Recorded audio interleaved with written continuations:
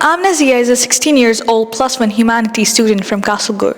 Curious by nature and active in every sphere, she balances intellect with awareness, a keen chess player, book lover, and badminton enthusiastic. Amina stays closely connected to the world through regular newspaper reading and strong interest in current and world affairs. Deeply drawn to nature, she reflects a thoughtful and observant mindset shaped by both learning and reflection. Aspiring to become an IAS officer and make her parents, Ashraf and Nasira, proud, Amina brings a socially conscious perspective to talk, the EQ deficit, why emotional literacy is matter of life and death. A very warm good morning to one and all present here. How many of you have ever felt so angry or frustrated that you just couldn't think straight? Yeah, we have all been there at least once, right? Let me take you to a house in Tamarasheri.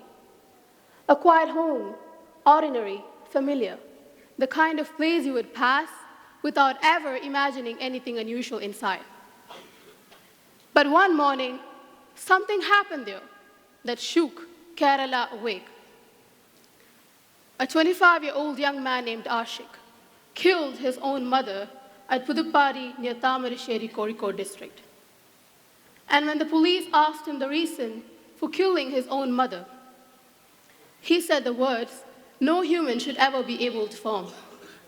He said, "I punished her for giving birth to me. I punished her for giving birth to me." I remember staring at that sentence for a long time because that sentence was not emotional.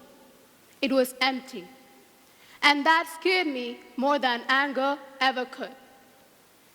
At first, like most people, I wanted to label him as mad, monster, evil, end of story. That's comfortable. That allows us to believe that this could never be me. But the more I thought about it, the more uncomfortable the truth became. This wasn't just a crime story. This was an emotional failure that went unnoticed for years. He wasn't born a monster. He became one. Slowly, silently, while everyone thought he was just moody, just stressed, just difficult. And that's the dangerous part of this thing. People don't collapse suddenly. They collapse. Let's try a quick scan. Right now, this second, all of you, my dear audience, sitting on chairs, please just try to notice your own body. Is your breathing tight? Are your shoulders tense? Are your thoughts loud or quiet? Is your chest open or guarded? Whatever you find, if you find anything, that's emotional intelligence beginning. It begins with awareness, connection, and presence. Here, the real villain wasn't hatred. It was emotional illiteracy. Let's be honest. Most people in our society still believe emotions are soft stuff. We treat anger like a normal weather. We treat silence like healing. We treat mental pressure like personal weakness. And then we are shocked when someone crosses a line no human should ever cross. Think about the young man in Tamarasheri. Reports say he had conflicts with his mother. Maybe financial stress, maybe personal insecurities. But instead of focusing on that, instead of processing those feelings, he let them fester.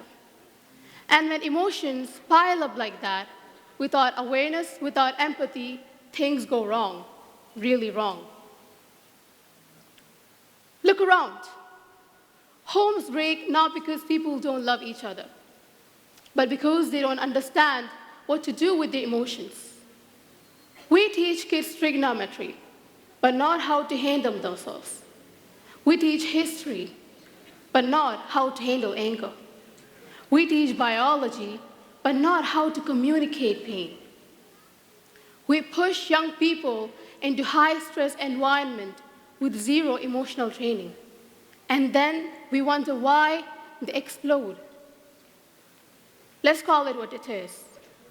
We are emotionally undereducated and it's costing lives.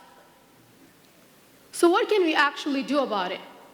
How do we practice EQ? I'll give you a few steps that are simple but powerful. 1, recognize your emotions. Anger, jealousy, frustration, whatever it is, notice them. Don't ignore them. 2, ask yourself why you feel this way. What's underneath? What's really bothering me? 3, empathize with others. Think about how your actions affect the people around you. 4, communicate.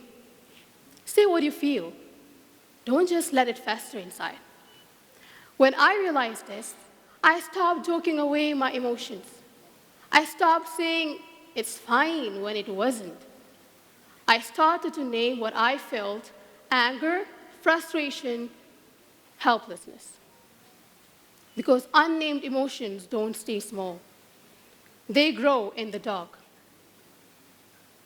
What we needed in that Tamarisheri home was one emotionally intelligent person. Just one. If there was someone who could have helped him unpack the resentment, the loneliness, the bitterness. Someone who could have helped him regulate instead of erupt. Someone who could have helped him feel instead of attack. One emotionally aware conversation could have rewritten that entire tragedy. And that's the power of emotional intelligence. What does this case teach us? It says that we cannot build emotionally fragile people and expect emotionally safe societies. We live in a society that teaches us how to succeed, but not how to suffer safely. We celebrate achievements, but ignore emotional maturity. And then we act surprised when emotional breakdowns show up as addiction, violence, or abuse. We can't keep neglecting our emotions and then be surprised when an ordinary home in Tamarisheri turns into a crime scene. Imagine a society where emotional intelligence is taught like mathematics, where it is mandatory, structured, and repeatable, where children learn how to breathe before they shout, how to pause before they react, and how to communicate before they break, where adults know how to manage stress without turning violent, how to face conflict without turning cold, and how to disagree without destroying. That's not idealism, that's emotional engineering, that's social innovation, and that's how we build families that don't become headlines the next early morning in the newspaper. These Kerala crime cases aren't just stories of violence. They are reminders that emotional intelligence is not soft. It's survival. It's invisible architecture that holds families together, protects relationships, and keeps human beings humans. Without it, even the most ordinary home can become a crime scene. The next time anger rises or frustration hits, just pause, take a breath, ask yourself, why am I feeling this? How should I respond? That tiny pause could literally make all the difference. Thank you.